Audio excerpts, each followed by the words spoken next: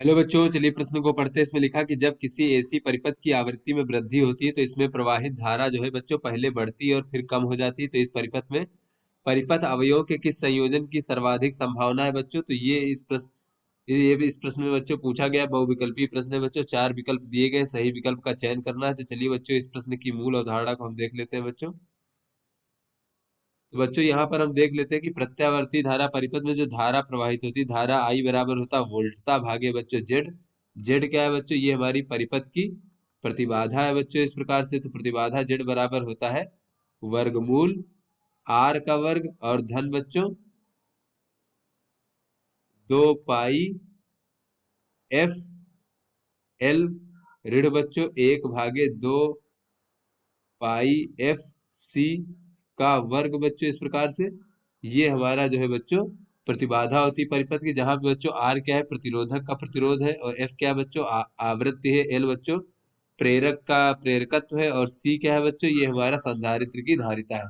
तो इस प्रकार से बच्चों एलसीआर जो धारा परिपथ होता है बच्चों, उसमें ये हमारी प्रतिबाधा होती है बच्चों। तो यहाँ पर देख लेते हैं बच्चों प्रतिबाधा का मान जो होता है वो आवृत्ति के साथ किस प्रकार परिवर्तित होता है बच्चों हमारा। तो बच्चों यहाँ पर देख लेते हैं, ये हमारा इस प्रकार से अगर बच्चों हम देखें यहाँ पर, अगर हम इस अक्ष में बच्चों आवृत्ति का मान रख लें इस प्रकार से एफ, और बच्चों यहाँ पर प्रतिबाधा जेड रख लें बच्चों इस प्रकार से,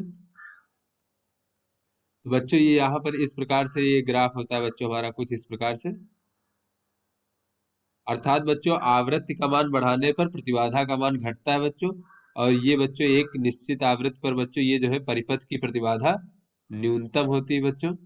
इस प्रकार से उस समय प्रतिबाधा जो है बच्चों ये जेड का मान आर के बराबर होता है बच्चों, और ये हमारी जो आवृत्ति होती है उसको हम अनुनादी आवृत्ति कहते हैं बच्चों, क्योंकि इस समय जो प्रतिबाधा है वो न्यूनतम होता है, यानी कि धारा का मान जो है बच्चों, ये धारा का मान बच्चों हमारा अधिकतम होगा, क्योंकि बच्चों जब ये जेड का मान न्यूनतम होगा तो धारा का मान अधिकतम होगा परिपथ में। तो चलिए बच्चों अपने प्रश्न को हल करते हैं। तो यहाँ पर कहा जा रहा है कि जब बच्चों आवृत्ति में वृद्धि होती है तो इसमें प्रवाहित धारा पहले बढ़ती है और फिर कम हो जाती है। तो यहाँ से बच्चों अगर हम देखें अपने ए विकल्प को देखें बच्चों, तो ए विकल्प में हमसे कहा जा रहा है बच्चों कि यहाँ पर कौन कौन से अवयव हो सकते हैं? प्रेरक एवं संधारित्र।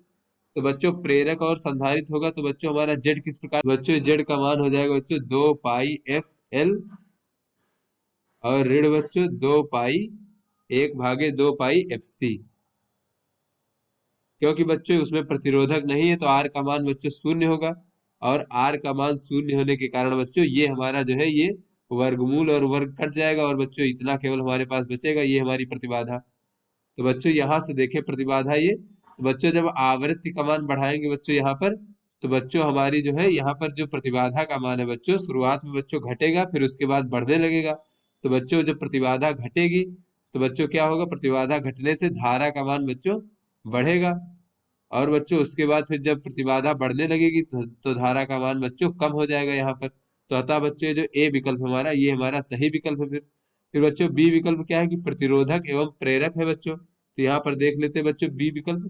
तो बच्चों बी विकल्प कह रहा है कि प्रतिरोधक और प्रेरक, तो यहाँ पर बच्चों प्रतिबाधा क्या हो जाएगी बच्चों इस प्रकार से वर्गमूल प्रतिरोधक है बच्चों तो इसलिए आर का वर्ग, और धन बच्चों यहाँ पर केवल प्रेरक है तो इस प्रकार से बच्चों हो जाएगा 2 पाई एफ और एल इसका वर्ग बच्चों इस प्रकार से। तो यहाँ से बच्चों हम देख रहे हैं कि बच्चों आवृत्ति यानी एफ का मान बढ़ाने से बच्चों ये जो हमारा जेड है प्रतिबाधा जेड का मान बच्चों लगातार बढ़ता रहेगा। तो बच्चों जब जेड का मान बढ़ता रहेगा तो बच्चों ये जो हमारी धारा आई है बच्चों इसका मान लगातार घटता रहेगा। तो बच्चों ये विकल्प भी हमारा गलत विकल्प बच्चों इस प्रकार से। फिर बच्चों सी विकल्प कहा जा रहा है कि प्रतिरोधक एवं संधारित्र बच्चों। तो यहाँ से अगर हम प्रतिरोधक और संधारित्र का देख ले बच्चों, तो यहाँ पर प्रतिबाधा हो जाएगी जेड इस प्रकार से आर का वर्ग धन बच्चों 1/2 पाई एफ सी का वर्ग। तो यहाँ से बच्चों हम देख रहे हैं कि जैसे जैसे आवृत्ति का मान बच्चों बढ़ाएंगे तो बच्चों इसका मान घटेगा, यानी कि ये हमारा जेड का मान घटेगा, और बच्चों जेड का मान घटने से हमारी धारा का मान लगातार बढ़ता रहेगा बच्चों, तो ये भी हमारा विकल्प गलत है बच्चों। फिर है कि प्रतिरोधक प्रेरक एवं संधारित्र। तो बच्चों जैसा कि हमने देखा अगर प्रतिरोधक प्रेरक और संधारित्र है तो बच्चों पहले जो है इस प्रकार से प्रतिरोध का मान बच्चों घटता है इस प्रकार से, प्रतिबाधा का मान बच्चों घटता है और फिर बढ़ने लगता है, यानी बच्चों यहाँ पर धारा का मान क्या होगा? जब ये घटेगा तो धारा का मान बढ़ेगा, बाद में बच्चों धारा घटने लगेगी। तो इस प्रकार से बच्चों जैसा कि कहा जा रहा है कि धारा पहले बढ़ती है फिर कम हो जाती है, तो बच्चों ये हमारा सही विकल्प होगा। इस प्रकार से बच्चों ए और डी विकल्प हमारा सही होगा। तो आशा करते हैं आपको समझ में आ गया होगा। धन्यवाद।